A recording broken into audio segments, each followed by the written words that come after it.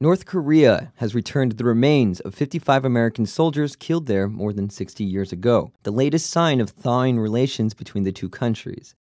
But it's also a drop in the bucket compared to how many fallen U.S. soldiers are still in North Korea. The remains are from the Korean War, a brutal 3-year conflict that went on from 1950 to 1953 and drew the borders of modern-day North and South Korea. During the war, the U.S. intervened to help the South repel North Korea's invasion. The Pentagon estimates there are around 7,700 remains that are unaccounted for from the war. Of those, the vast majority are north of the military demarcation line that separates North and South Korea.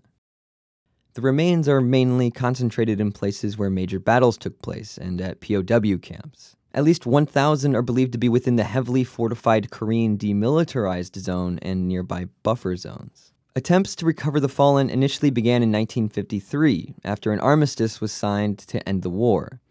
As part of the agreement, North Korea had to hand over all soldier remains. More than 3,000 were initially recovered in 1954 in what the U.S. military called Operation Glory. After that, exchanges were sporadic. A total of 208 caskets were exhumed and returned by North Korea between 1990 and 94.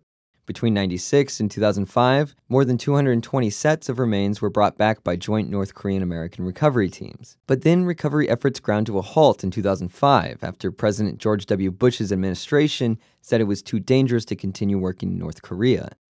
With this most recent return, some Pentagon officials believe U.S. recovery teams could be back in North Korea searching for remains by next spring. Whether that'll actually happen or not is still up in the air. Relations between the U.S. and North Korea would have to continue to improve. Otherwise, it may be a long time before any more remains are repatriated.